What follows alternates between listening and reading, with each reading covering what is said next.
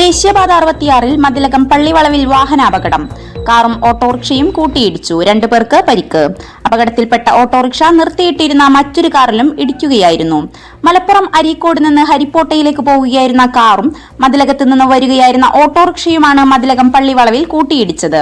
അപകടശേഷം തെന്നിമാറിയ autorickshaw സമീപത്ത് നിർത്തിയിട്ടിരുന്ന മറ്റൊരു കാറിലും ഇടിക്കുകയുണ്ടായി. അപകടത്തിൽ ഓട്ടോ ഡ്രൈവർക്കും യാത്രക്കാരനും പരിക്കേറ്റു. ഓട്ടോയിലുണ്ടായിരുന്ന എസ്എമ്പുരം ആല സ്വദേശി ഉണ്ണികൃഷ്ണൻ 48, മതിലകം മതിൽമൂല സ്വദേശി ഷാജി 52 എന്നിവർക്കാണ് പരിക്കേറ്റത്. ഇവരെ എക്സ് ആംബുലൻസിൽ കൊടുങ്ങല്ലൂരിലെ ആശുപത്രിയിലേക്ക് കൊണ്ടുപോയി.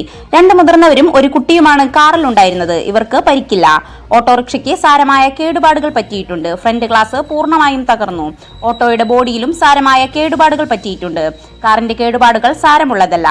ജൂലൈ 20 ഞായറാഴ്ച രാവിലെ 7 മണിയോടെയായിരുന്നു അപകടം.